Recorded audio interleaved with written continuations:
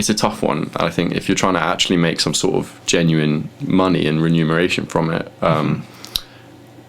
you have to really kind of make a lot of sacrifices. And I think wearing all those hats, wearing the hat of your own manager, your own social media content creator, your own distributor, your own record label, essentially, that doesn't leave a lot of time to wear the hat of who you are as a person when you're outside of music. So you got to be prepared for that sacrifice, and know how many hats you want to wear. You have the passion for music, and obviously that, like they told us when we got here, it's like, it's great that you have a passion for music, but that's not enough for a career in music. You need to be passionate about working in music. And I think that, like, all I knew coming to this course is that, like, I love music. Like, I love making music, I love listening to music. I think I love my own personal relationship with music, which is super different from the next person, who is also super different. Everyone is unique in the way they have their sort of affinities towards music. But coming here and exploring the kind of like the sort of the economical structure of the industry, as well as like learning about finance and learning about law and stuff, it really tickles a new itch, or scratches a new itch I didn't realize I had. Welcome to the Music Business 101 podcast. I'm your host, Luis Guinea, a seasoned musician, songwriter, and producer. With over 13 years in the industry and as the founder of Moctezuma Music Group, I'm here to take you behind the scenes of the music world. Our podcast connects you with industry professionals, exploring their experiences, insights, and success stories. Our goal? To demystify the music industry's diverse universe, from genre and trends to invaluable information. Whether you're an artist, a pro, or music enthusiast, join us to unlock the magic behind the melodies. Welcome to the Music Business 101 podcast. Hello everyone, welcome to a new episode of the Music Business 101 podcast. I'm glad to be here once again, now with a very important and special guest. I'm having here my friend Matthias Kristensen. Welcome, Matthias. Hello, bro. Thank you so much for having me. Appreciate it. Yeah, honored to be here. My pleasure. Thank you for opening the time to be here and speaking of your music journey, your projects and everything. So I would like to start talking about some of your background, like where you come from. Maybe can you tell us a bit about yourself? Yeah, for sure. Yeah, so my name is Matthias. I'm from London. I grew up in boarding school, just southwest of London. I went to boarding school, and then I went to Canada to do my undergrad. I got my degree in philosophy, which is where I started making music. Right. And now I'm here in beautiful Valencia, doing my master's in global entertainment and music business. So yeah, that's amazing. Philosophy and music. Can you tell me more about that? Like, how did you get interested in philosophy? So it's interesting. It kind of all comes from the same place. I think it's like a thirst for sort of self-acquaintance, to get to know myself. With philosophy, it came about when I was at school. I was always like very much into writing. I'd write a lot of poetry and personal essays. Okay. For my 18th birthday, my parents got me a vintage typewriter, nice. Which I used to use to write like homework, but also a lot of like personal projects. Okay. And I got really into the sort of like the pondering of the existence of the self and whatnot. And I read a book called The Picture of Dorian Gray by Oscar Wilde. Okay. I don't know if you heard of it. Which just, I don't know, there was just this appeal to a higher sense of understanding that really resonated with me, that I just knew I had to pursue that. Initially, I was planning on doing philosophy for A-level, which in the UK, we specialise in 3-4 subjects for the last 2 years. But I took a couple classes and it was so intertwined with theology that like it kind of put me off a little bit. So I decided, I was like, I know I want to do this at university, but I don't think I want to do it for A-level. So I decided to put it off, and then when I got to Canada, I slowly kind of integrated into the philosophical, like the academic side of things, which was not exactly what I expected it to be. Is a lot more sort of rigorous and argumentative, which I actually ended up loving. So for me, I think philosophy initially was very like poetic. Okay. And the more that time went on, and the more that I really studied it in a rigorous way, it became this science almost. And then music came about. Like I was always writing poetry and whatnot. So I think for me as a musician, comes from a sort of a lyrical place. And so I actually got into production while I was in Canada and fell in love with it. And I was like, whoa, this is a whole new other form of poetry. It's almost like when you arrange all the lyrics and all the sonic elements together, you have this like multi-dimensional form of poetry. And that's kind of what music is to me. It's like expressing myself in so many different ways, all in the same place. And artistically, I think I've always had this like desire to complete something artistically, and poetry never really felt like that. But I remember the first time I made a song, and I was like, whoa! I was like, this is complete, and it kind of like scratches the itch for creativity. So that's my background of the convergence of music and philosophy. Amazing. Yeah. And did you learn to play any instruments in that process, or more like programming? Yeah, it's funny. Like when I was a kid, my parents had me in piano lessons, in cello lessons, in saxophone, and I was dreadful at all of it. I was like super unmotivated. I did not like practicing. It didn't work for me. So I kind of like, through that trial and error and a lot of error process, I realized as I came being a musician, like at that point I was like, I'm not musical. It's fine. Not everyone is musical. But like when I started producing it, it's very much like, I got into, I was using one music production software, which is pretty terrible. And then I switched over to FL Studio. Which I guess is not like the most revered DAW, but it's just so intuitive for me. Like the way I operate on it is like a game. And I fell in love with that. And so in doing so, I learned a lot about music theory from like a self-taught level. Like even though I've had training in music, like I don't remember any of it, and I definitely didn't remember when I was learning to produce. Wow. I really like your it's really interesting how the people I've had the opportunity to talk with or speak about like their journeys. Everyone has a very like original or like very unique story and journey. So the way you went like very deeply into philosophy, or like this journey about knowing more about yourself and about existence itself, or like the fact of being a human maybe, and writing poetry.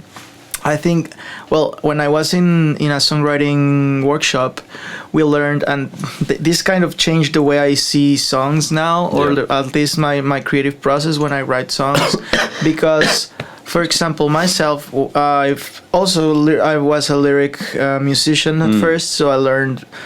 Well, my father taught me the basics, like on the piano, and then I learned by myself, like just playing, or listening and watching, and then trying to copy what I listened. So, but it was all about music, and I didn't really quite paid attention to lyrics, or when I tried to like write my first songs, I don't know, I didn't it was not very important for me. Like if I didn't know what to put in one line, I just put something like that could rhyme there. But then with this workshop, the teacher, he was teaching us poetry, so he told us that he went really deep into like words, but he told us that words are like how do you call these things? You like píldoras, like the pastillas, like the medicine when you pills, like pills, pills. So a pill has a percentage of just the vehicle, like to put up the real substance that is going to like heal you. So he said that words are like pills in the way that some words they have more substance than others. Right. So when you say pills, you mean like the casing, and then it's the sort of the powder inside that actually has the effect. Exactly. Okay. Interesting. Yeah. So the words you choose are important. So since then I don't know, I pay more attention to like the words I use, or the words or in songs I didn't usually pay attention to the lyrics, but now I do. Right. So I don't know, I kind of like that.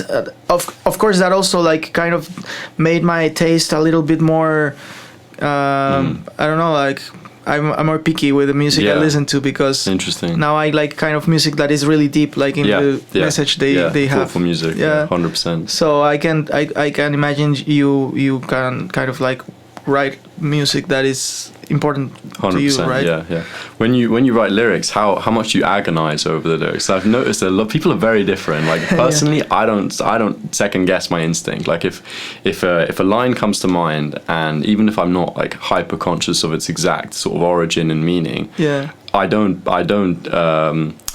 second guess it. I kind of like back my instinct, back my intuition to say that goes there, and then the meaning will often come after writing the line. I'll write something and I'll be like, what does that mean? And then I'll ascribe a meaning to after. So in your process, when you're writing a song, how much time do you spend on the line? I just spend some time. I couldn't say like days, but I do spend hours. Like sometimes it's just one line. I can spend a couple of hours trying to figure out, like, I don't know, I do have like, or try to have this balance between following my instinct and also like being very rational about it. But I'm also a very controller person in my work. So sometimes I like try to kind of like to be perfect in an aesthetic way. So sometimes I do like the meaning, but I don't like the way it's presented, like in the metric or the rhyme. So I try sometimes to find another way to say the same thing. It's for me, it's like doing a Rubik's cube. You know, kind of just finding a way around until I have like a picture that makes me feel good. But I don't force it too much. Try to like just let go sometimes. For sure. So speaking more about this, well, I know that you've told me before you are like very into being like all this DIY culture about learning 100%. Yourself and doing things. So now you've told me that you learn basically music. So you have like a more structured education on philosophy, which is your main like core. But also around this, you have music that is more like you had a more like intuitive process in this, like empiric process, right? So. Can you tell us more about your journey as a DIY musician and how you got started in the music industry? Yeah, no, of course. So essentially, when COVID hit, I didn't start producing until I was 21, and I'm only 24 now. So I've only been around for sort of 4 years musically, like in a properly musical way. So it actually ended up coming about when I went through a breakup when I was living in Canada. I went through a really bad breakup and needed that outlet, and I just couldn't get anything out. And I was starting to, at that point I had been like freestyling with my friends. We bought a microphone at one point, and we'd just been like putting beats on in the background and freestyling. We're like, you know, doing what young adults do when they're at uni, and it was a really good time. But I just remember being good at it. Like in my head, I was like, wow, this really makes sense to me. And it was like all this like lyrical background I had. I could kind of give it life vocally in a recording, and then get it back as a tangible, I don't know, piece that felt more complete than writing. But then, so I went through this breakup and was just writing a lot. Like it was my proper outlet, and I needed to put it somewhere. And so I started downloading YouTube beats. So I had other people's beats, and I was like trying to get really good at it. It was sort of a mixture between like spoken word, rap, a little bit of singing. I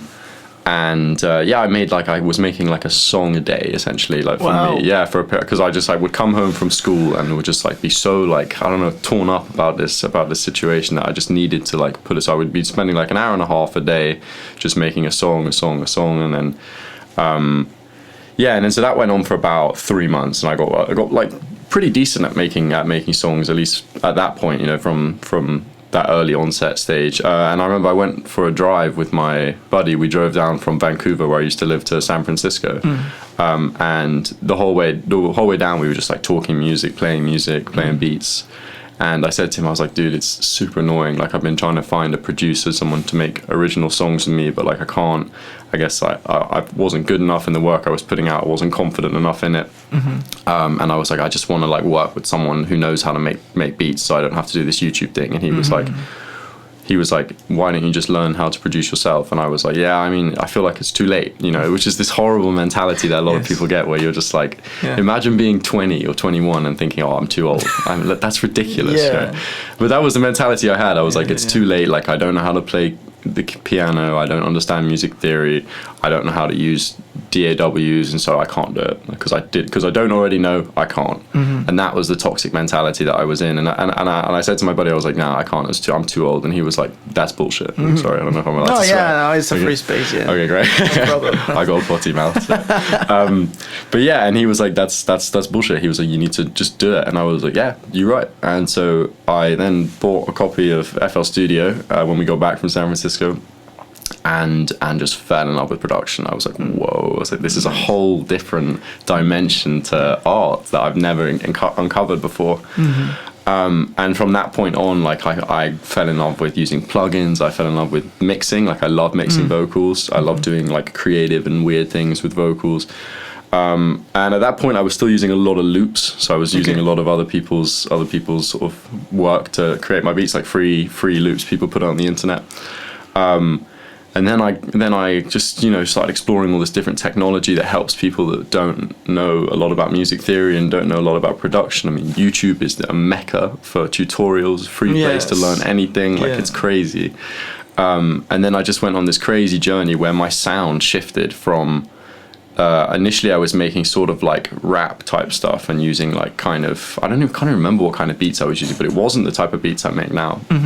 And as soon as I met auto-tune, I was like, whoa, so this is for me. And so I made my first auto-tune song and I was like, that's it. Like, and it's not because I have a very average to bad voice, I would say. Like I'm not, I would say that like, I'm not classically trained or I'm not trained in any way. And like my vocals are often like not great. But there's something about the aesthetic of auto-tune. Like for me, it's like you could argue that it's like a filter in the sense. Same way you have like Instagram filters to make yourself look better. Like auto-tune is a little bit like a filter to make your voice sound better.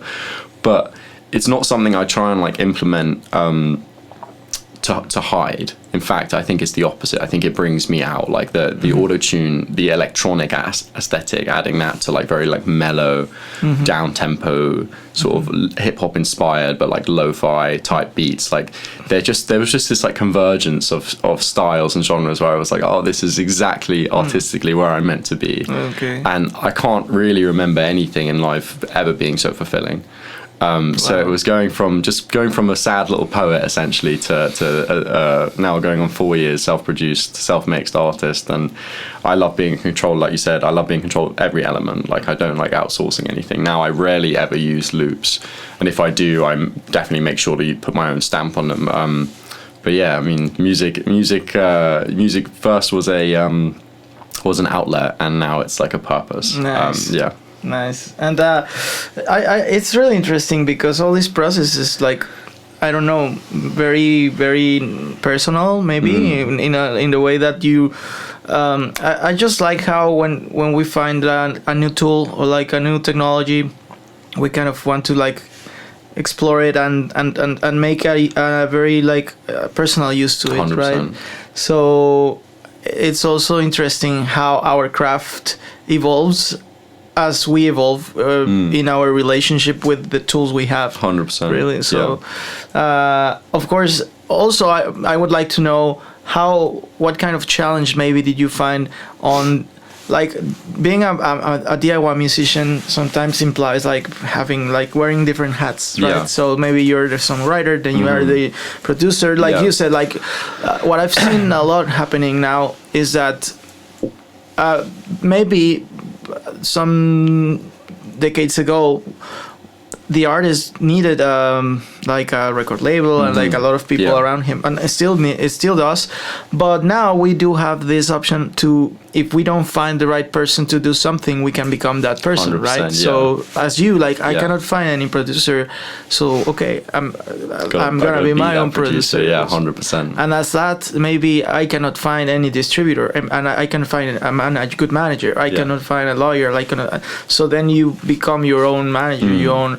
In this way, have you like also like learned other things around that you can say like how many hats maybe you wear? No, 100%. Have you ever seen those hats that are like umbrellas?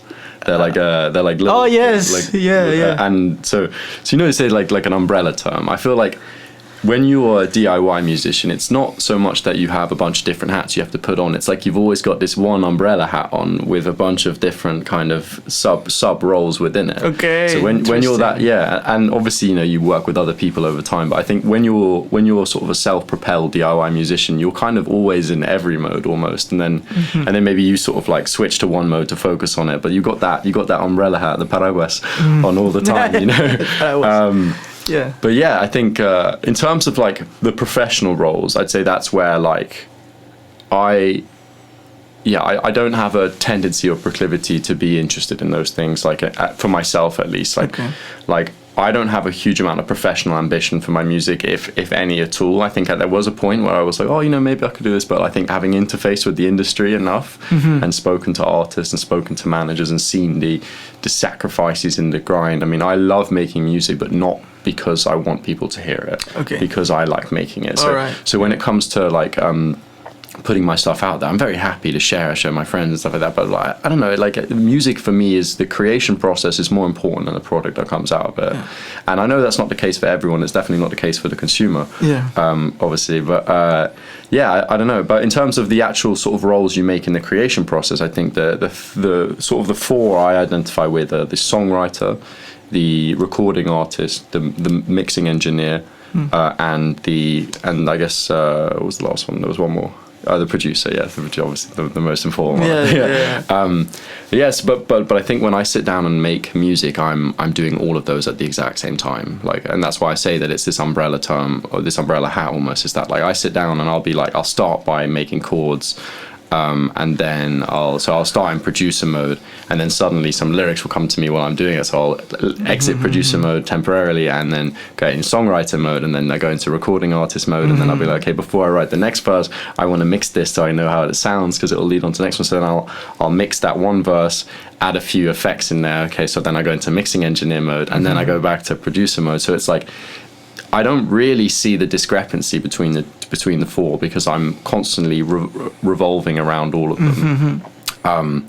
But yeah, I guess for the DIY musician now with ambitions, it is tough. I think it is super tough. I think if you're trying to get out there, you've got to wear all these DIY hats at the same time when you're creating music, and then suddenly you've got to be your own manager, you've got to be your own social media manager, your own content creator. Everyone knows that's essential now, and that's part of the reason I don't want to go into music as an artist because I'm really sort of like anti-social media in a way.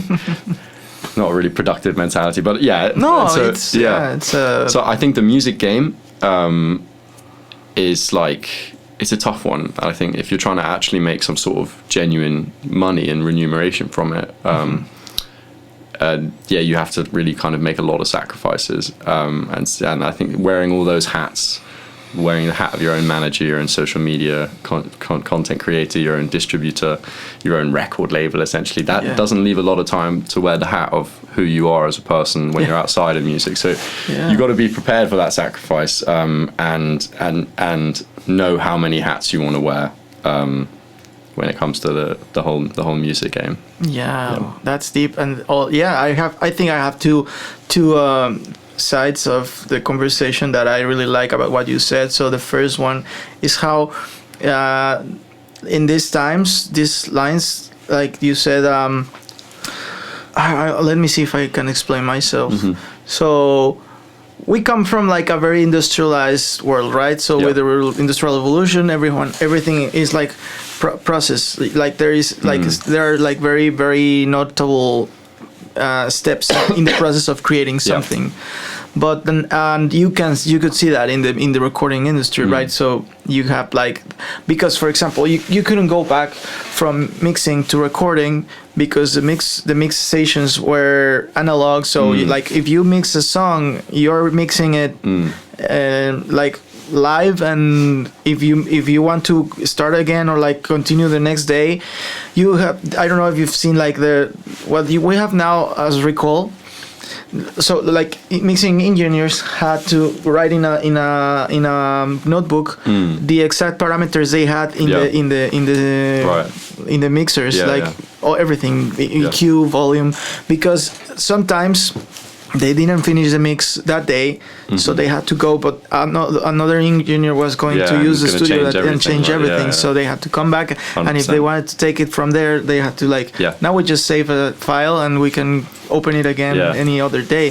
So this technology is allowing us to, as you said, being this process is sometimes you go from recording artist to mixing engineer, go back to, because when you're mixing you are also recording, you are doing a lot of things at the same time. So every time we are maybe going to a more dynamic process, 100%, and that can be reflected in everything. 100%. So this can be challenging, but at the same time, this can give us more freedom to do things. And I don't know, now it's not very necessary I have to record everything and then I mix. So I can also the mix is part of the creative process. 100%.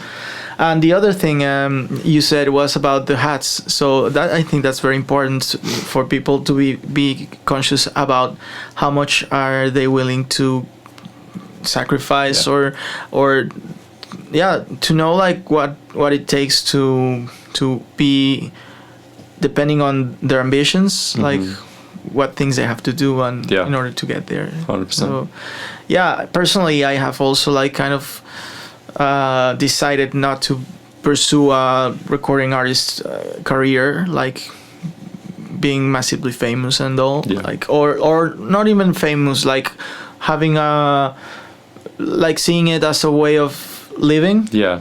I also kind of very much the person I am when I am creating, and I'm reflecting my way of thinking and my life experiences in my music and sharing them. But I maybe, as you, only want to do it because I like to do it, not because I maybe want to live from it. Absolutely. So it kind of, when you release that, when you just let go, even your art is more maybe more honest, because you're not attached to I need to sell. Exactly. Right?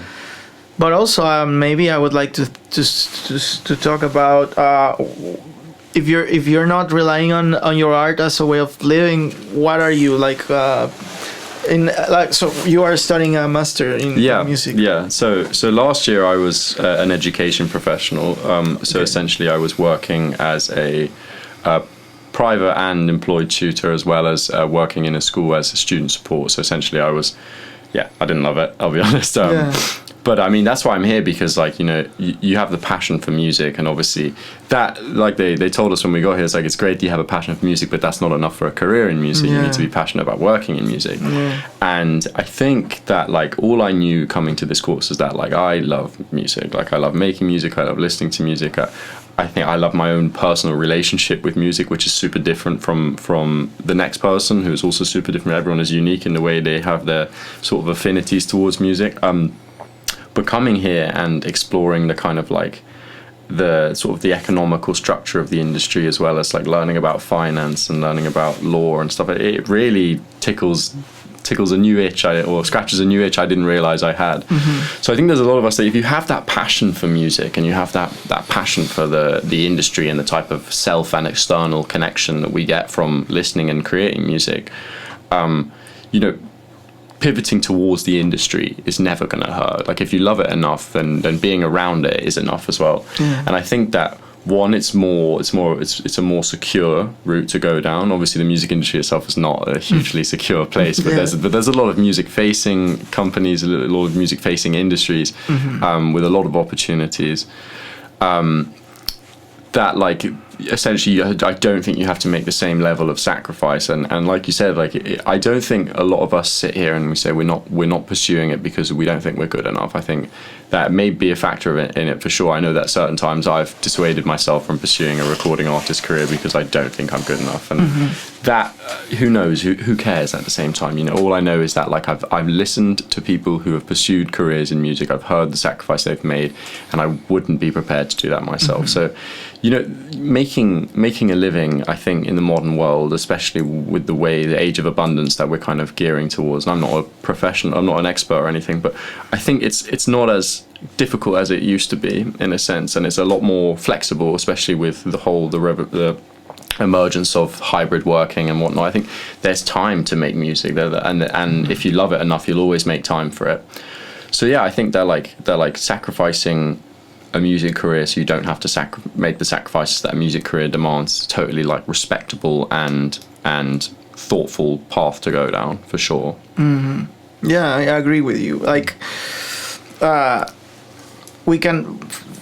I love how now we can kind of design the life we want. Mm-hmm. Maybe, I don't know. I can speak of like previous decades or like other generations, but what I see from the outside is that maybe some decades before it was not that easy. Mm-hmm. You had to more like kind of stick to. If you chose a path, you had to there were like predesigned lifestyles. Mm-hmm. I don't know. Yeah. And now you can like I was speaking last week with I don't know if it was it was speaking with Saul, and we were saying about like how one of our colleagues is a dentist, and he's studying a master's in performance, and he wants to be a great performer, but he's also a dentist. Yeah.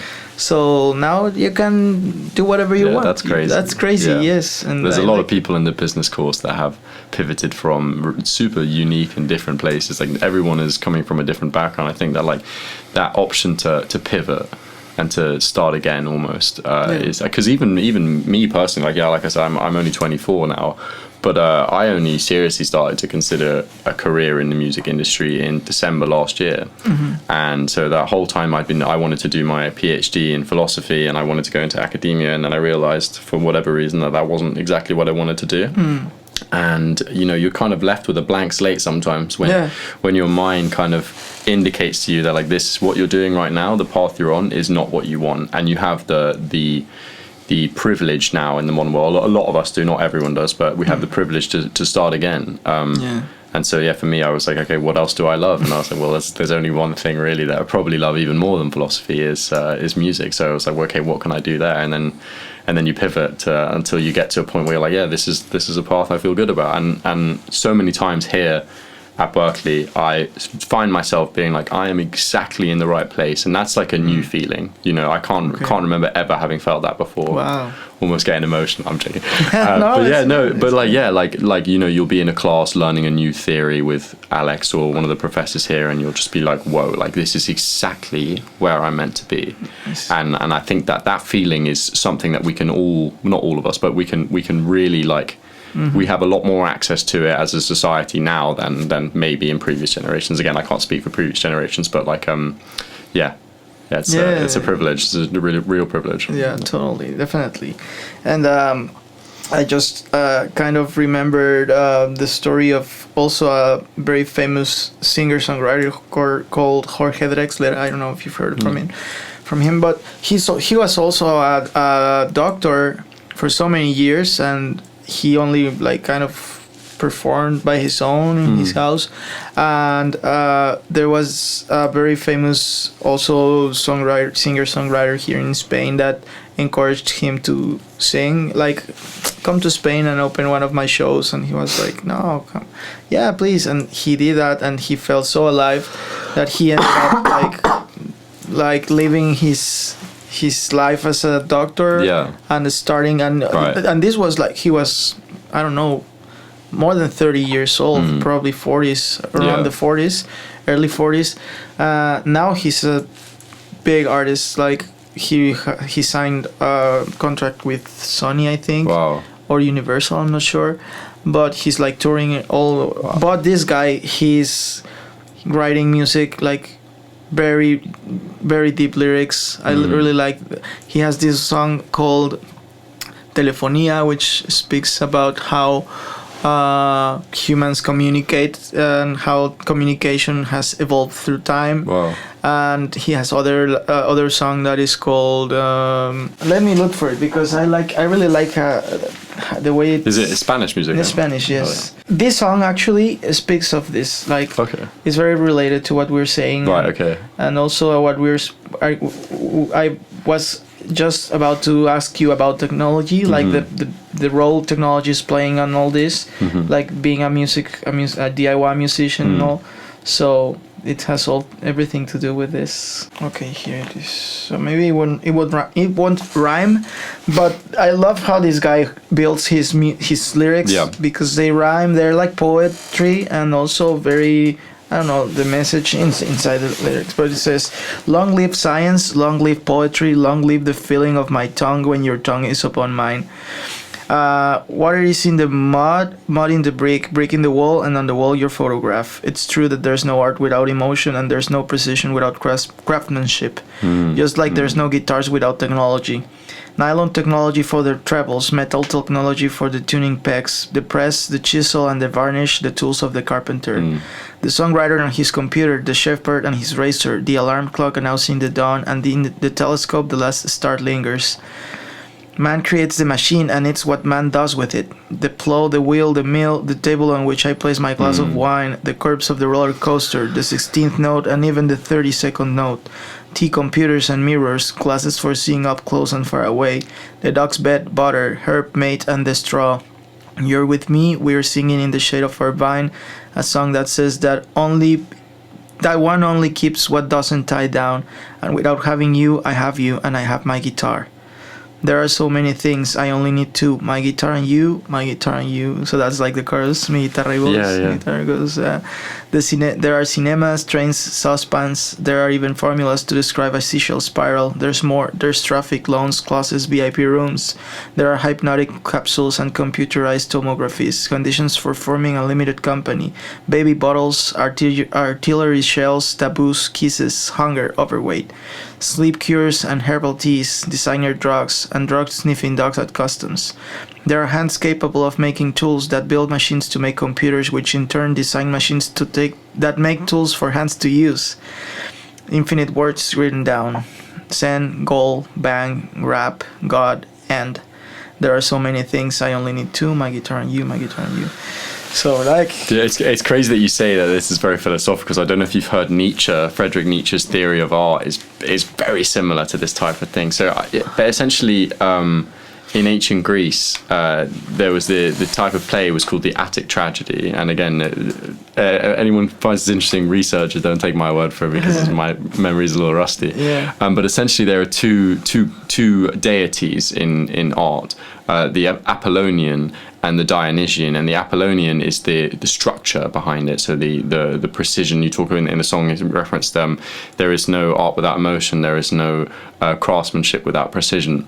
And so it's when the two combine perfectly to create what he calls the metaphysical miracle, where the structure of the universe, the structure of creating like I said, the guitar is like a perfectly fine-tuned machine. Like there's no way to get to that emotional expression without a little bit of precision.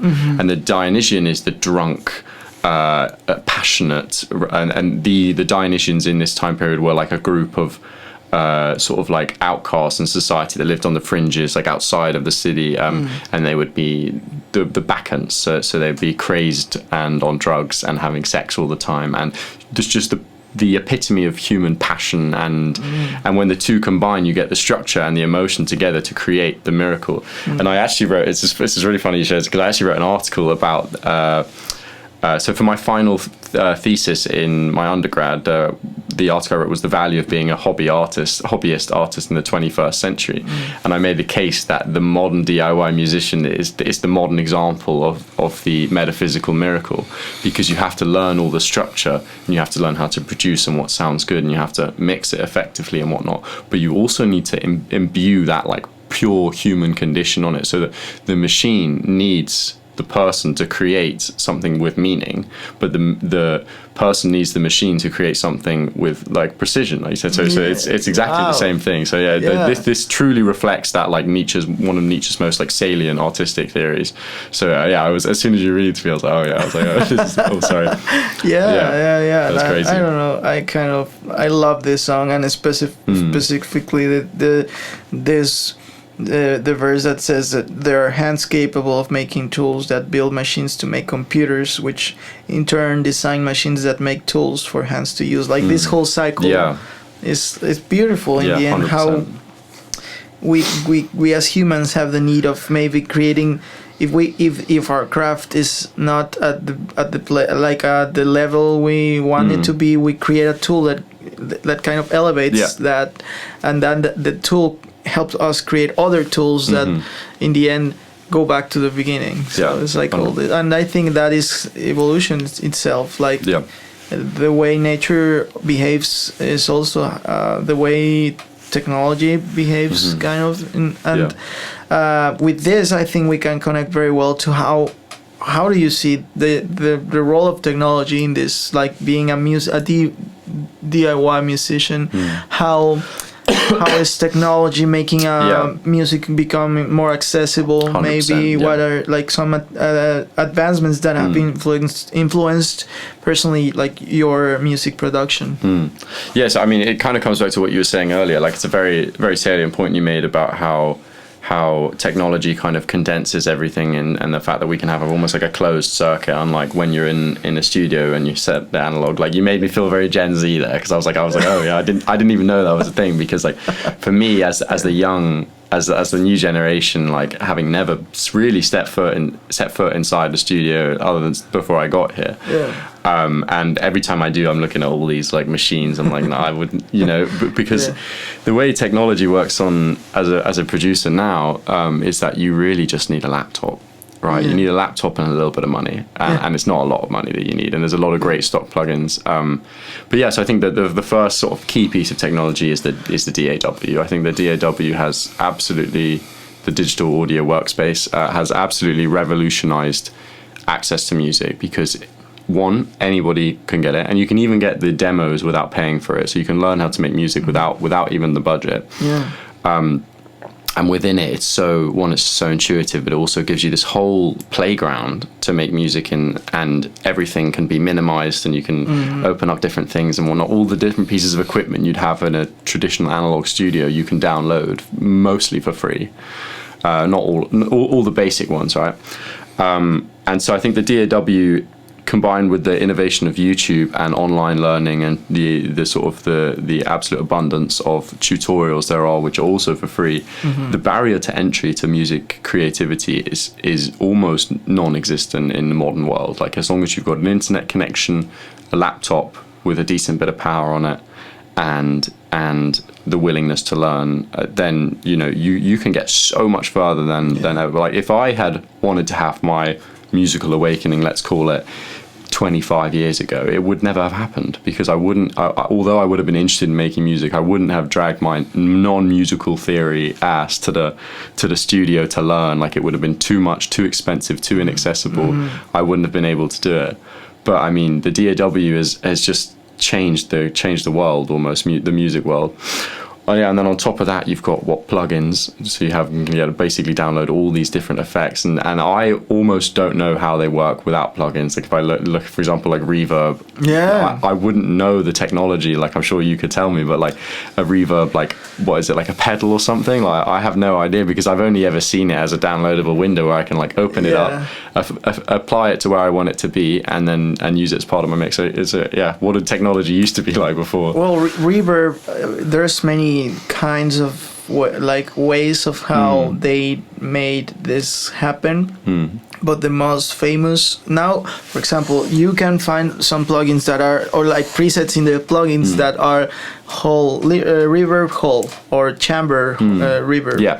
So for example, the chamber, they were actually rooms. So for example in Abbey Road, they had in the rooms in the second floor, they had empty rooms, where they put like they kind of enhanced the room to be even more reverberating, kind of like that. So you could like send a signal from the room you were recording to that room.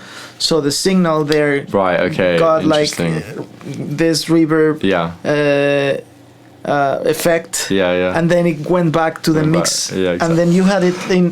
Let's suppose this is my mix station. So here I have my main vocals, like the original signal, and then I make a send to the room. Yeah.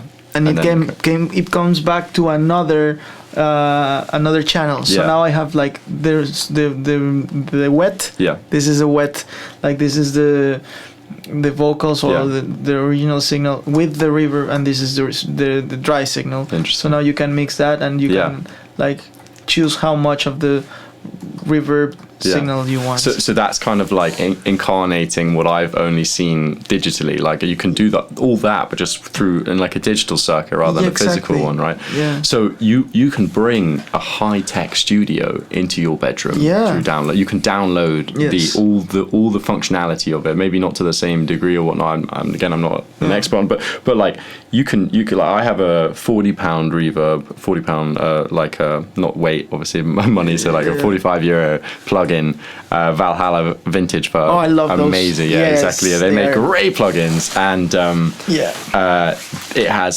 so much more like purpose and function than I know how to. I know how to use reverb basically through it, but like I know that there's so much going on there. I think you know that this is the thing, is that you can get that artistic advancement through the use of plugins in the same way that like auto-tune gives you access to better sounding vocals if you're not a vocalist, but the same way that like Valhalla gives you access to a better reverb even though you don't have a professional studio. Like this is the thing, is we're taking all the innovation and condensing it, digitizing it, and bringing it to the DIY musician. So you can make professional sounding music now with the bare bones of a microphone, an interface, a DAW, a powerful computer, and a couple plugins.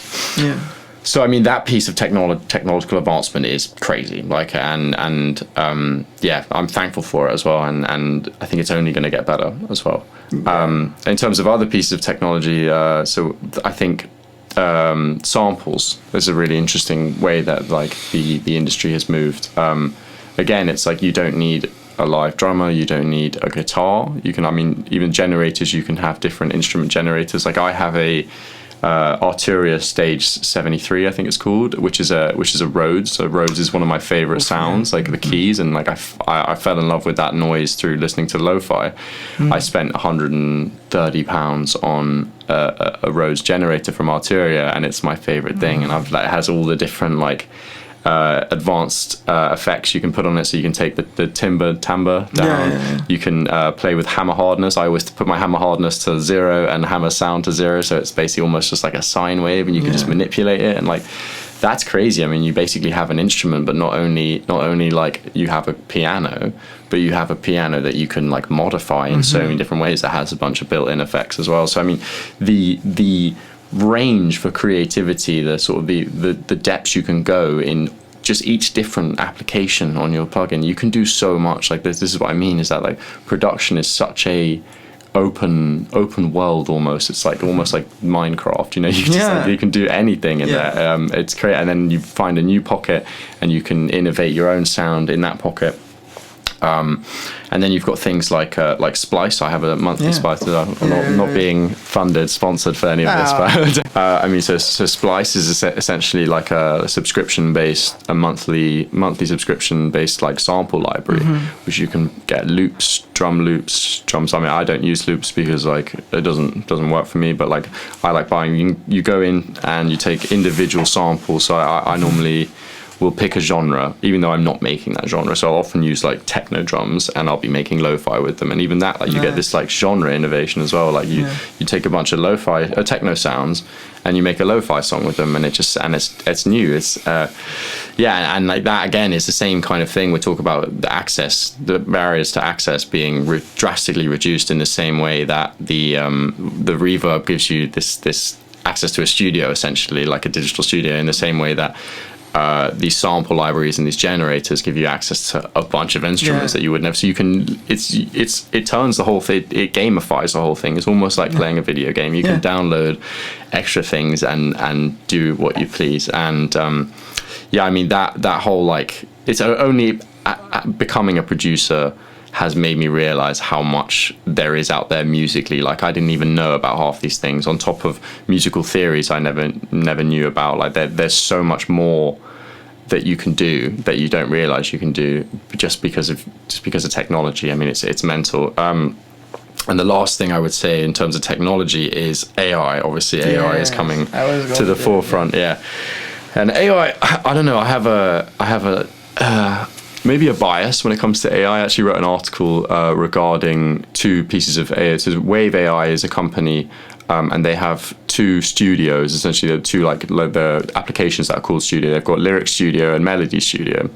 And Lyric Studio is essentially, when you're writing an email and then it like does predictive text, it tells you how to finish the email. It's like that for lyrics, which I have a bit of an issue with. And essentially, they say that the Lyric Studio it doesn't give you lyrics. It watches the way you write and essentially extracts lyrics from the mind, which I don't think is the case. I think writer's block is a key part of the writing experience, like not knowing what to say and having to work for it. Yeah. That's when you can really express yourself. Like this basically expedites the writer's block process. That's what it claims to do, but I think it's artificial. Obviously, it's artificial intelligence. Yeah.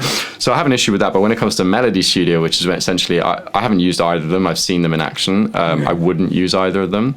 But Melody Studio is essentially the same thing, but with melodies. So it essentially creates melodies and chords. Like it analyzes the patterns.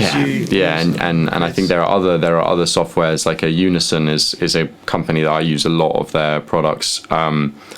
But I haven't used any of their generators because they essentially have a drum beat generator. You just throws down a drum beat and you can tweak it if you don't like it. Basically, just randomizes. It takes like a generic drum beat, which I think a lot of drum beats are generic because we like rhythm. We have like an affinity for the same type of stuff. Like just look at things like reggaeton and drum and bass. Like the drum patterns are pretty much identical across the genre, obviously with the different nuances of each song, but generally the of drum and bass and what's like since I moved to Spain that is haunting me everywhere I go. I can hear but essentially these like shortcuts to create music, sort of bypassing your own inabilities. I think at the end of the day you can use whatever technology you like to make music, and there should be no judgment for somebody who's just trying to express himself. If I'm really bad at writing lyrics and I really struggle with it, and you're giving me a software that helps me bypass that inability, thank you very much. And that's why I don't really have a problem with using. So for example, Unison, I bought chord packs, so I don't know how to make chord progressions. I still don't know which notes go in which key. But when I create chord progressions, I pull over the MIDI files of the chords sometimes and will tweak them and change them, and suddenly I have a very nice chord progression, even though I don't even know how I would never be able to create that by playing it, but only from like visualizing it. Or I'll take my auto-tune plugin. Essentially, that's it's a shortcut to see which notes are in which key. So I'll set it to C minor, for example, and all the notes that I couldn't tell you now, but I know how to find it on my auto-tune. And then I'll sit and play chords until something comes right. Or if I have chords and then I pull up the auto-tune, I will see which notes I can make melodies with. So I kind of it sort of constricts what I can play to the notes that I'm explaining this really badly. So essentially, it shows me which notes I can play in which key, and so then I know when I'm freestyling on my keyboard to try and find a melody, I know which notes I can press and which I can't press. So I don't know music theory, I don't know which notes are in which key, but I can still do so in a sense. This is a whole technique I have to help me bypass my lack of musical theory knowledge. That's something I'd like to change, because I want to learn how to play the piano. I don't want to have to rely on technology to cheat, let's say, but if I can't do it and this is giving me a way to do it and I can still make music, because it is not just as simple as AI generating music for you. You still have to work for it. In the same way the machine will guide you, but it won't do it for you. Exactly. And that's the key. And so I think as soon as you get into the realm of the machine is doing it for me, then maybe you have to think, okay, is this genuinely my art? But then you might be keen on the arrangement side of things. You might like mixing it, so maybe it's just one element that you're not very good at. Outsource the technology, let it do it for you. There's no real shame in that. So I think the key when it comes to technology in that respect is that it just helps you do which you're probably not capable of doing by yourself because you haven't had training in it, or you haven't learned. The last piece of AI that I would refer to when talking about the technology for the DIY musician is sort of these AI. I use eMastered. So I don't master my own music. I use AI to do it, and I'm very satisfied with it. And there's a bunch of different services, and mastering is one. I think it's pretty tedious. Like, I don't really like mastering. Like, it's not fun for me. That whole like the creative process I like doing, that doesn't factor into it. I'm sure it does for some people. I'm sure the satisfaction of like getting your master right must feel great. Yeah. But like, I don't like doing it. So then I pay £15.99 a month to have a service where I can just I mix it to however I want it to be mixed, throw it in there, and it comes out the volume, the right mastering. So again, I couldn't even really tell you what mastering is, but I know how to do it because I'm using the tools, right? Yeah. So yeah, I think that like it's another example of how technology can help like expedite the process, take out the parts you're not good at, so that you can be the complete umbrella hat wearing DIY musician without having to learn or pay a lot of money to get there. Wow. Yeah, I know. I don't know. It's very like I would say controversial because AI is making, well, technology in general is always been making like our lives easier. That's the whole point of technology. Yeah. But at the same time, it's also sometimes kind of erasing or deleting it makes us collaborate less every day, like between human beings. For example, now if you want to like you said, for example, I'm not very good writing lyrics, so what I would do normally if these tools didn't exist would be calling a very good lyric writer, like, hey, do you want like collaborate with me and let's go together write a song. Or I don't know how to play the drums, so I can call my friend that plays the drums and can you come to the studio and record some drums for me. So now it's easier to just download maybe some samples and build up like your own rhythm there, or like mixing or mastering. For example, mastering engineers, they have a full room like this one with a lot of gear just to make a master. Now you can just pay £15. Yeah, I think this is the thing, is like there's a serious line between hobby and profession, and the value is what's important when it comes to profession. So realistically, like if you're gonna make a song and you need it to be mastered properly, and you have professional ambitions for it, you should pay the £300 or whatever it is to get it mastered properly, because it will sound better. Yes. In the same way that having a live drummer can add a different aesthetic that drum samples can't do, like it will sound better. So I think that like in terms of collaboration, I don't think technology is there yet where it will replace collaboration. I think it can only be a substitute for it. So when you're on the hobbyist side, and let's say you don't have the money to get a master, or you don't have the money to live record drums, and you're just making it in your bedroom, like why not? Like why not use technology? Because it's going to be better than just not having it at all. Yes. And again, it's this access that like is so important for the world of music to generate passion, is that we all need to have a go at it. And so I think the technology, what it's doing well is giving people the chance to explore when in ways they would otherwise not have the opportunity to do so. But I do see your point in the sense that like if I'm making music and like even as a hobby, and instead of getting live drums I'm just using samples, it's stopping that collaboration process, which is important for humanity. So it's definitely a double-edged sword. But like I was saying, in the professional world, like I don't think the industry gives a shit about humanity. I think it's all about like what will sell, or what sounds better, and what will be better for the consumer. And I think that right now technology is not even close to taking over the human role. And the technology is only there to be used by people. But like music's traditional form is in person and live. Like people want that experience when you're listening to it on the go. So if it gets too digitized, I think it depends on the genre, of course, but if it gets too digitized and it's too much technology being involved in it, I think people can tell the soullessness of it. But I mean, it remains to be seen, like if technology advances to a point where it can make better music than we can.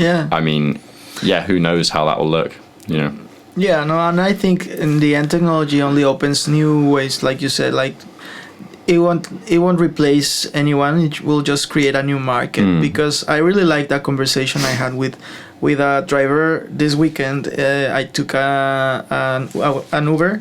I am to go to a place, And a friend of mine asked him like, "Hey, have you had any problems with cab drivers like for being Uber?" And he said, "No, now not. Like we are like we found like peace." In the beginning, yes, they were mad because they thought we were going to take away their jobs. But now we figured out that they have their market and we have ours. Exactly, so not everyone is using a phone to ask for a cab or a taxi. Some people still go out and just raise their hands for a taxi to come by, and taxis have a lot. Actually, he told us, I know this was not an Uber, he was a taxi, a normal taxi. But we asked him like, "Hey, what is your position on Uber and Cabify?" And he was like, "It's okay, like they have their market, they are not stealing people because actually we do have a lot of like there's not enough taxi drivers in the city to satisfy the demand. So that's what happens with technology. In the end, it opens up a new 100% market. I also remember reading about the different crises the music industry has gone through. And the first one, at least in that paper, was that in the early 1900s, when the it was when the piano roll came, like late 1900s or early 20th century, maybe. The industry by then, like the music business or like the record business was not record, but like the business was selling scores, like the sheet music for the music that like then back then the whole business was doing live like tours. So the circus or the whatever ensemble went to the city, and if you wanted to mechanically replay that music in your house, you needed a performer to read the music in your house. So that's why so many people had pianos in their houses. Sometimes they didn't know how to play them, but they hired a musician to read the lyric, the music. When the piano roll came by, the owners of this business thought that the sheet music business was going to be over, because now people won't need to read the music. You can only buy a roll and the music will play itself. That's crazy. And look at us, we are like in the 21st century and there's still sheet music 100% selling. So we're attached to tradition for sure. So I don't know, that's looking to the past can give us a hint that it will never like a new technology will never like come to take away things from people, but in the end on the contrary, right? For sure. No, it kind of reminds me of we had Cliff Fluette in for Innovation Week here at Berkeley, and he was telling us, you know, if you're going to create a new business, it needs to be a maker, not a taker. These businesses that come to take and to topple, they don't generally succeed. But even like Uber, as an example, like at first, you know, you could definitely argue this is a taking enterprise. But the truth is that, like you said, it's created a whole new market, right? And so I think that like the same thing with AI and technology and music is that like they're creating new markets. But like if you look at the traditional markets of music, live music, street performers, that they're still there, they're still prominent. We just have more. We have a more abundance going on in different pockets of the industry. So 100% I can definitely see that technology probably won't eradicate.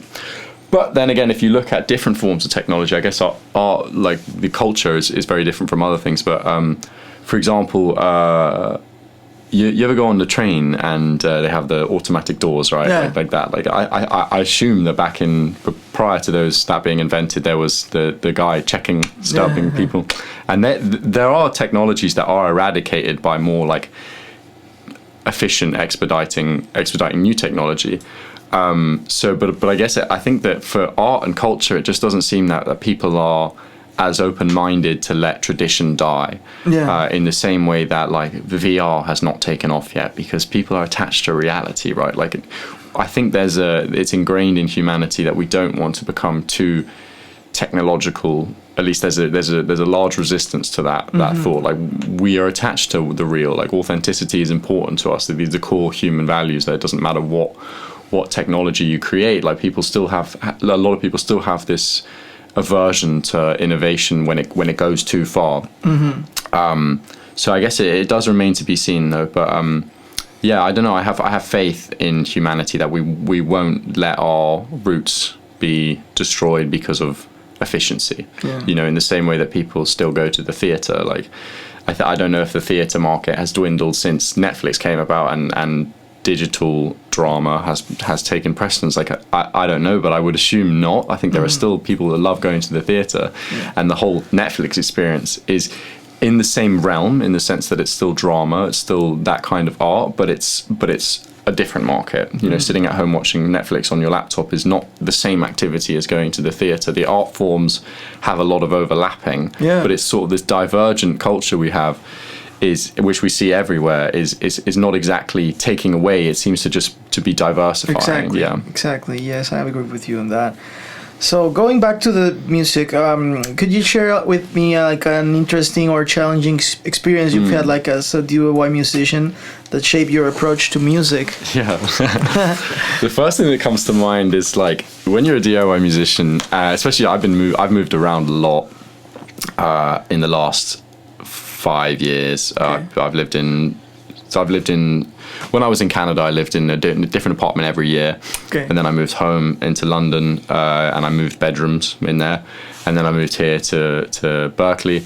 So my home studio has been with me in at least 8 different rooms, because I've moved it around the house. So, like, and it's the same studio, right? But every new room comes with different sort of like, let's just say, like, background noise, ambient noise, resonant frequency, whatnot. Like, there's so much you have to account for as a DIY musician. Like, it's not like you turn up to a studio which is professionally tuned to make the best quality sound as possible. Like, when you're a DIY musician, you have to, like, I mean, the amount of times I put duvets over things to stop them from making noise, like, it is very DIY. Like, I think that obviously the term DIY, do it yourself, like, it kind of, the vision we get is just someone doing it themselves, but realistically, not everyone's home environment is sort of ideal for music creation. So you do come into a couple of DIY studios. I'm putting duvets over computers and stuff to try and muffle noise. And so it is a bit janky. It is a bit bootleg. And I had this one really annoying issue in my last the 3 rooms ago. I had the wind would occasionally create resonant frequencies at the wrong, so I'd have to, like, record at certain times. But I think there's a charm to it, and especially for me now that I know that I'm not making music to be professional standard. I don't have the equipment for that. I don't want to compete in that market. I lean into the quirks of low production value. Like, if my mic is, like, kind of not working, or if there's a couple of static things, I'll be like, I kind of like that. Like, that's the story of the song, is that I made it in that environment when this wasn't functioning properly. And, you know, perfectionism, I heard this quote, perfectionism is just procrastination masquerading as quality control. So if you constantly spend, especially as a DIY musician, like, everything is going to go wrong at some point. The software is going to stop working. I'm sure it's the same in studios sometimes. There's hiccups, but, you know, if you spend your life trying to create perfect music without perfect equipment, you are going to struggle. And so, you know, like, for me, if something comes out a little quirky, there's a little bit of a siren comes in the background, but I really like the take, I'll be like, this was part of the story of that song. So I think for me, being a DIY musician transformed the way I understand music creation, because it's like, each song tells a story, and it's not just in the lyrics. It's in it tells a story of where you were when you made it, how you were feeling, the environment you were in. Like, there's a lot more to create in song than just, like, the instrumentation and the lyrics and the meaning. Like, I don't know. I think being a DIY musician, you kind of, like, fall in love with the fact it's made in your bedroom. For example, like, I'm working on a song with Jack from GMB right now. We've been making a couple songs. And we loosely talked about bringing the beat into the studio and taking the vocals off and re-recording the vocals. But I don't know. I love that it was made in the bedroom. Like, we're roommates, and he just comes over from his room to mine, and we make a song together. We sit on the chair and the bed, and we work out the lyrics together. And for me, the song tells the story of us making that song. Do you know what I mean? And I want that to be kind of ingrained in the song. So I don't want to go to the studio and re-record it perfectly. Like I've been making music in the studio as well, and that's great as well. But I just I know what you mean. I remembered a story about a friend also that I produced a song with her a couple years ago, and she did this amazing work with a loop station. Like it was all improvised. She just started recording, and she used Shure SM58, like normal microphone, normal everything, normal. And she just recorded it all and sent it to me. Like, hey, I want to produce this song. And so I took her loops, and I put my work in it. Like, I took it to a different place, and she really liked what I did. But she told me, okay, so when are we recording the lyrics, the vocals? And I told her, there's no need to. What you did is perfect. And because actually I built up everything based on her performance, and I think it was perfect. But she kind of was not very confident on the quality of the audio, because she thought maybe we could use a better microphone, blah blah blah. But I told her, you can come to the studio and we try. But when we did that, we both were agreed that she would not could not do the performance again, because that was very natural, and that's what happens sometimes. The quality 100%. Sometimes is more about the performance than the gear you're using. And that moment in time when you were doing that, because I don't know, everything sounds to the experience. No, I couldn't agree more. I think like music reflects authenticity, and if you try to like overproduce something, and by trying to get it too perfect and doing it at different times, especially when you got it right. Like when you do it one take at one point in time, you get it right, you're like, that's the one. Yes, you can't recreate that. Like I think that, and if you I mean, maybe you can, but like for me personally, like if I get something right, like I get attached to that take. If I do a vocal take and I'm like, that's the one. You don't want to do it again, and every time you're doing it again, you'll be conscious of the fact that you feel like you already got it, and so it's just like, you want that authenticity to be reflected in the music you make. And I think when you try and redo things and you get perfectionist about it and you want to up the quality of it, like, I guess it depends on your ambitions. Like, it depends what market you want to compete in. But like, if you don't want to compete in that professional market, or you've just made the song for the sake of making the song, perfectionism is not the move. You need to move on to the next project and go from there. But on the other side of the coin, we have like when you're working for projects. I had this experience with a friend that they hired me to write a song for one client they had. And I recorded the song before coming to Spain, so I had my room like more like the acoustics were better. And when I arrived to Spain, they asked me to change one line of the song. So I was like, well, I already recorded this, so how am I going to now to like try to emulate the same sound I had on the room I had in the other in Mexico? That's so true. So true. Like this, for example, in my case, would be my most recent challenge as a DIY musician, because I had to emulate the sound, and what I ended up doing was like recording under my blanket. Like I put my beds like my so I had to like put some. I took something with my hands to create like some kind of void inside, and it worked. And you cannot tell that part is. It sounds really, really close to. Oh, that's awesome. Like, if you are a musician, you can realize there's a difference. But if you're the customer or the client, you won't realize. No, 100%. Sometimes it's more about the aesthetics of the art, and sometimes it's about the aesthetics of the product. But definitely, it's good to have knowledge and tools to overcome these challenges, right? About songwriting. So songwriting is like a core aspect of your work.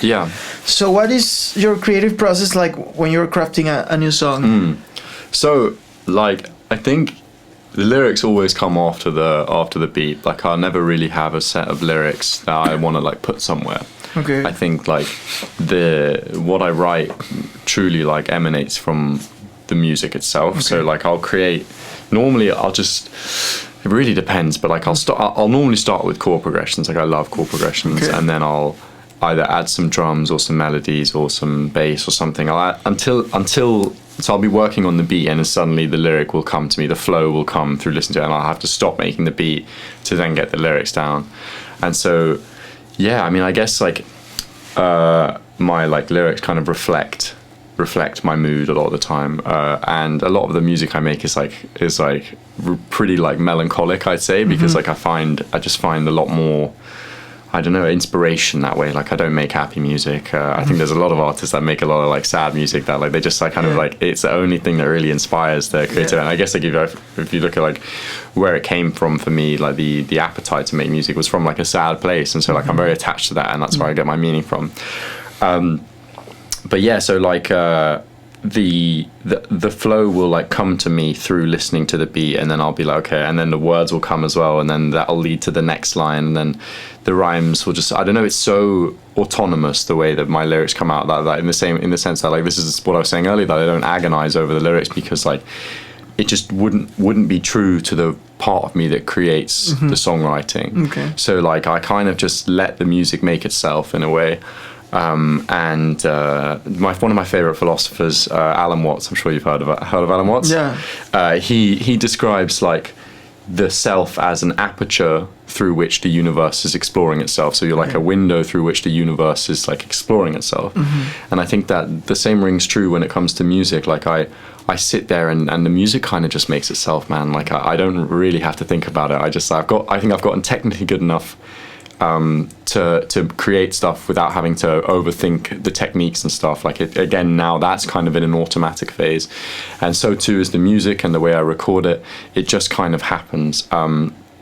And yeah, so it kind of comes back to this whole, let's keep talking about philosophy, but the Friedrich Nietzsche theory that like the passion, and this is what I was saying in my article, is that like the apolline, the structure, is what creates the beat, and then the lyrics kind of come from a place of just the raw passion, sentimentalism, emotionality, whatever you want to call it, like that part of you that's human, that just expresses itself when you pull back the restrictions on self-expression. It just comes out. And so yeah, I guess the songwriting process, it just like it just happens. And I don't structure my music to my stuff is very like free form. Okay. So I don't structure my music with like, okay, we need a bridge here, a chorus here. Like my stuff is very like abstract, and I like it that way. Like it just like, if I'm feeling like repeating something there, I'll do it. Maybe I'll re-record it. If the verse goes on for 8 bars, it could go on for 16 bars. It could go on for 32 bars. Just for whatever I feel like doing. And that is like a compulsion, like an impulse from inside. I just let that happen. So the songwriting process, I think, to summarize it, is an innate trust in self-expression and to not really second guess things. Okay. Yeah. Cool. Yeah. And about music theories, you've already told me like how you found a way to take advantage of technology to like compensate maybe your lack of knowledge in that area. But specific, like, what advice maybe would you have for aspiring DIY musicians who might not have like more formal music training? Like Yeah, it's a tough one because I think the upshot of the way I've learned to make music is that I probably do it in a very weird way. Nah. And so I would say, like, my advice, if I was just going off my own sort of anecdotes and experience, would be to like just keep doing it. Just like figure it out, watch tutorials, learn and build your own methodology to creating music. For me, this is why I love FL Studio, is that it's very visual.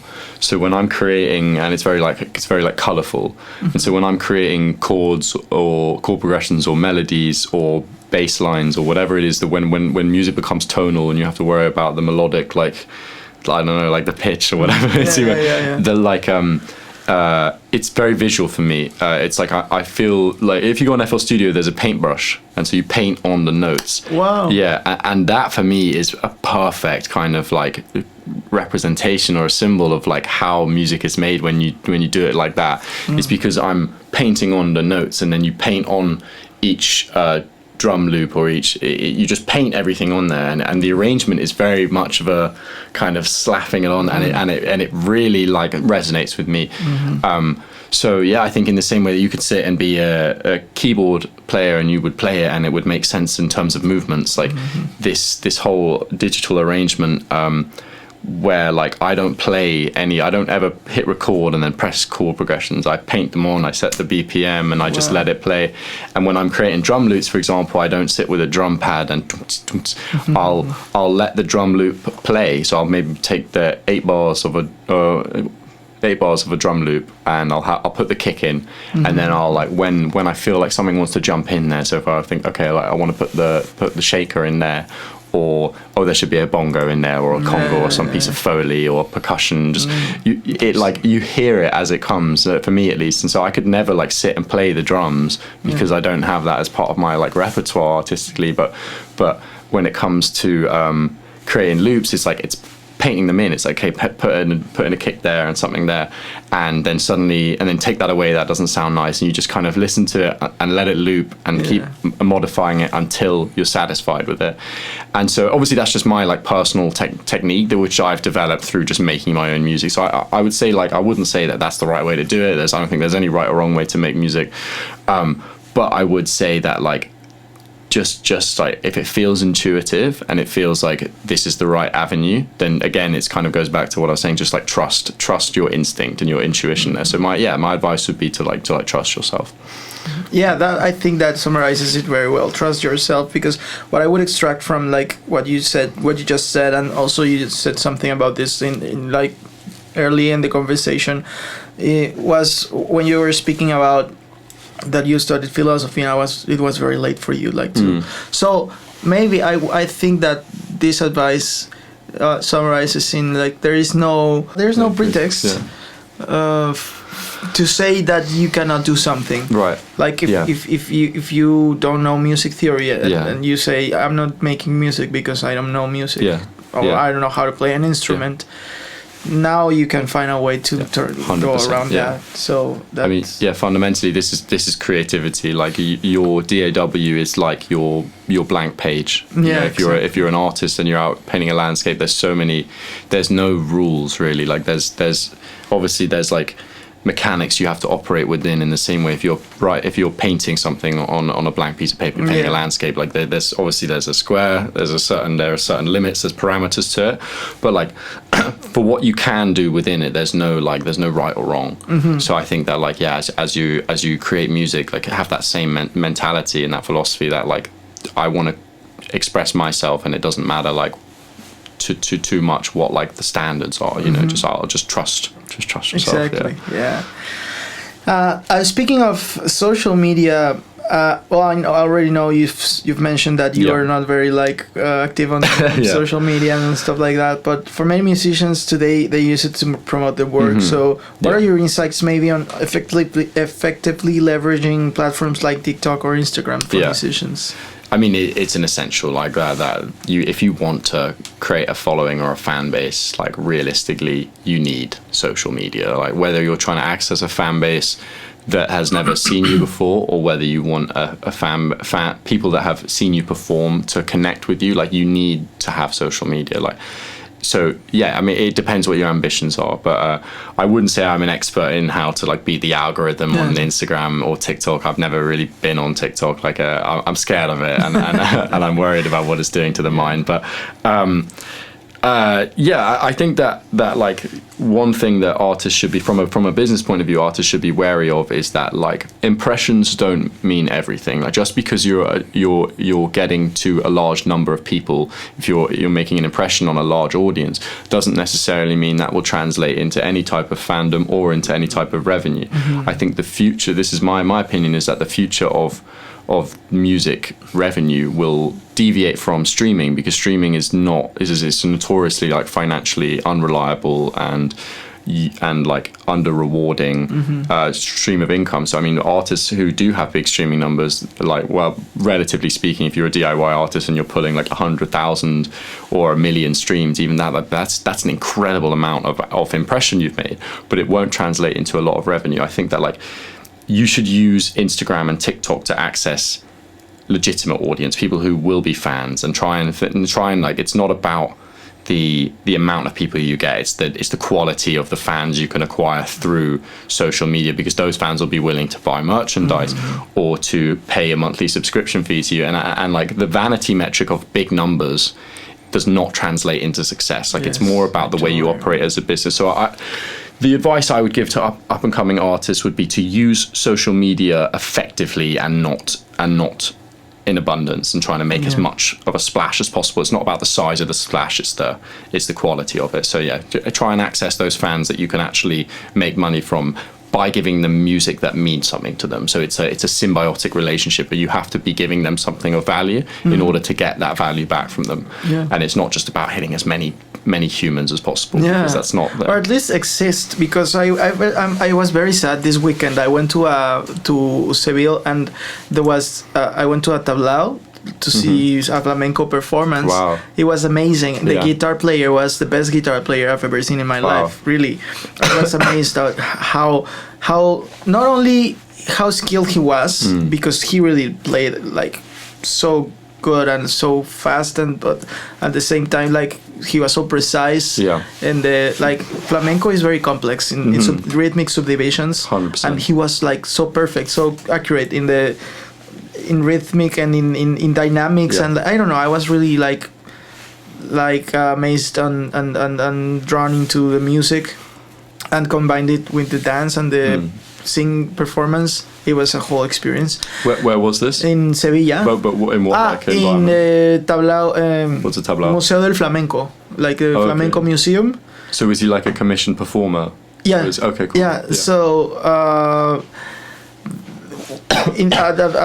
at the end of the performance, we came to ask him. I wanted to know his name. To find him like in maybe social media, or just follow him if there's going to be any upcoming shows to watch him like perform. And he told us that there are like different ways of performing flamenco. You can be how you say acompañar, like to accompany dancer and singer. Or a solo guitarist, but he's not a solo. He only accompanies singers and dancers. So, but he doesn't have any, like, you cannot follow him anywhere. So if you want to watch him, you have to go to a tablao and see like the whole performance. So I was very sad for it, because I was like, I cannot listen to this guy ever again unless I come here and like. But that's a technique almost, like he's creating scarcity, right? The only way to listen to him is to go out. Like, there's value in that sort of lack of availability. No, it's super interesting. Yeah, it's interesting. I mean, I also thought, like, this guy's, in the end, he's happy, and he's very satisfied with how he lives, the way he lives. He performs, he has this direct feedback on people that he doesn't receive likes or shares, but he maybe has a lot of people like me coming in the end of the show telling him like, I loved your performance, blah blah blah. And I think he has found a way of live from that. So do you think he does it full time professionally? So I mean that's kind of most the passionate musician's dream, right? Is to just make music for a living, or to play music for a living. And I think that, like, you know, you in one sense you could be sad that it's not accessible, like that. It is sad. It is 100% sad. But in essence, I think that the modern kind of industry would maybe not view him as industry-wide successful as like many artists, probably making a lot less money. Like if you have a bunch of followers on Instagram and a bunch of streams, but you're not getting commissioned to play publicly as much, like you're not making that much money. Like on appearances, you might say that this artist B, who's social media successful, is more successful. But I mean, you know, what is success? Like, one, he's making a living off playing music. He's outside of the realm of social media, which, you know, you could definitely make a case for it being super toxic. The fact that he's getting his appreciation sincerely to face when you come up to him at the end of the show and saying like, yo, I really enjoyed that, thank you so much. That's so different from someone messaging you on Instagram, oh, I love your song. Like it's you know, like this is a person behind a screen. It's almost like you have a relationship with the words rather than with the person. So I don't know. Yeah, I think that like it's almost a retro way of being a musician. But I'd say it's probably a lot more rewarding than the vanity metric of the social media and the streaming Definitely. game. Yeah, and it's easier to make a good revenue from that. Yeah, like personally, I'm living the experience of performing in the streets. I've seen you. We'll past you. Yeah. And I found that it has its own challenges, also, of course, but looking at it from the perspective of both money and feedback from people, it's so much more rewarding than like for example, I've tried to commit on being present in social media, Instagram, TikTok, and uploading videos, blah blah blah. And indeed, it takes so much time. And I haven't made an important revenue. I couldn't say like important revenue from my streaming or like social media, but going to the streets, I could even think I could do this for a living. Like really, like not only because of the money, because it's you can. Sometimes you can make I don't know, any person can give you 20 euros because he liked your performance. To make 20 euros for in streaming, it's you need a lot of place. Right. But also because people come and they tell you beautiful things about, hey, I love your voice, or I like this song, or whatever. So I think social media is important, definitely. But get out also. 100%. It's interesting. I think that like the model, like the live streaming model online is kind of similar to busking. I mean, there's a lot of musicians on Twitch, for example. I think the top 10 musician streamers on Twitch, most of them are independent artists. Like they're not actually professionals, and a few of them don't have streaming. I think there's a guy called the 88-bit drummer who doesn't have any monthly listeners on Spotify, but he's making a bunch of money monthly on Twitch. And it's like you're making a lot less impressions on Twitch. Like there's a lot less people watching you, but those people are potentially paying a subscription fee to be subscribed to your channel every month, and also donating one-off time. So one person donating $5 is the same as what was, I think it was 12,000 streams on Spotify makes you $38. So like that's a couple donations, maybe 5 people giving. So even though there's less people, the revenue is the same. So, and I think with the oversaturation of the modern music market, trying to dominate the streams and the share and the market share now in the same way that, blockbusters like Taylor Swift or Ed Sheeran do, like they are making a huge amount of the revenue on Spotify, and small artists aren't making anything. But if you're looking at it from a sort of a financial efficiency point of view, like it's not the way to go anyway. So I mean, and this is why I think that streaming is probably has its days numbered, because it's not a sustainable form of income. The correlation between the amount of impact you make and the amount of financial rewards you get is almost disrespectful. that people can, and there's other models you can pursue that are more financially rewarding despite making a much smaller splash. For example, being a street performer, like you're making a lot less of a splash in terms of the amount of people you reach, but you're still making more money. Like even you say you've been active on social media trying to push the streams out, it's not turning into any sort of significant revenue. But you get out on the street and play the guitar and put the case out, and suddenly you're making a bunch of money. So like, the people really have to, artists really have to let go of this idea of I want to like be getting 100,000 streams or 200,000 streams on my song if you want to make a living out of it. Like, obviously if you have those aspirations to become a blockbuster, you need to play that game. But it's, if you just want to make music for a living and you love doing it, like you can create a living without being a global megastar. Like, and the best way to do that is to let go of the vanity almost. I agree with that. Matthias, so we're almost done, or we're almost getting to the end of the episode, but I want to ask you 2 more questions. So one of those is, what's the biggest lesson you've learned throughout your journey as a DIY musician, and how has it influenced your approach to music? I don't know, at the risk of repeating myself, it's just the trusting yourself. Like, I think I have built a relationship with myself artistically. I've built a relationship with the world artistically. And the biggest lesson for me is just to just to trust myself when I'm sat in front of the microphone. And how that, and that in a sense is kind of a cycle. Like it affects the way I make music as well. Just letting it happen. And yeah. All right. Yeah. And the last question is, what can we expect from you in the next months? What are you like up to? Yeah, I'm actually making a super interesting project right now where I've been sampling my friends from different programs as homework.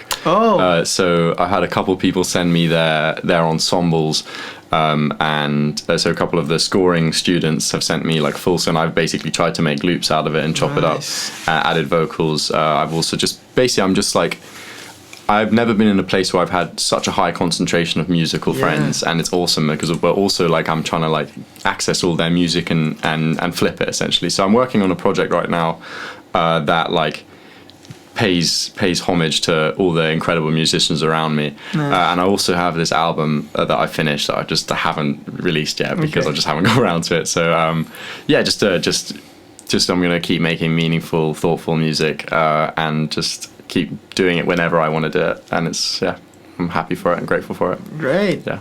What about the program? How have you been feeling about it? Like. Yeah, it's been amazing. I love it. Like I said, these moments where you're like, oh, I'm in the right place. Like that is such a nice feeling, and such an alien feeling. I've learned so much every time I have a conversation about something music industry related. I'm like, damn, like this is a really effective. So I mean, I'm really grateful for the opportunity, and just trying to wake up every day and make the most of it and keep going. Yeah. Nice. Yeah. All right. Well, I'm really thankful for having you here, Matthias. Thank you for sharing all your experience and your knowledge in music and in philosophy and everything we have talked about today. Just before going, how can we find you in your media? Well, you're not very present, but if anyone wants to kind of follow up with you, have a conversation, or anything? So I mean, I'm on LinkedIn. Matthias Kristensen. I'm pretty active on LinkedIn actually. I like LinkedIn. I am on Instagram at Krismolov. That's KRISMOLOV. Okay. I'm not very active on there though. And all of my music is out on all platforms under the acronym SpecPhil. Which is SPECPHIL, SpecPhil. SpecPhil, yeah. It stands for spectral philosophy. That's what okay. I can't change it, It's too late. It's cool. No, I like it, but LinkedIn for LinkedIn, sure. Okay. You know how to reach him. So thank you very much, Matthias, for being here. Thank you for having me. I really appreciate it. Enjoyed the conversation. Yeah, me too. So everyone, thanks for watching. Thanks for listening. Remember, if you like what you're listening here, share it with your friends, share it with your loved ones, and stay tuned for the next episodes because we're having more interesting people like Matthias and the other guys that have been here. So thank you very much and see you on the next episode. Thank you for joining us on this insightful journey through the melodies and bits of the Music Business 101 podcast. We hope today's episode resonated with you and provided valuable insights into the music industry. A big shout out to our incredible guests for sharing their expertise and experiences with us. We couldn't do this without you, our dedicated listeners. Your support means the world to us. If you loved what you heard today, please subscribe and spread the word. Together we'll continue to explore the dynamic world of music and the stories that shape it. As we part ways for now, remember that music has the power to inspire, unite, and transform lives.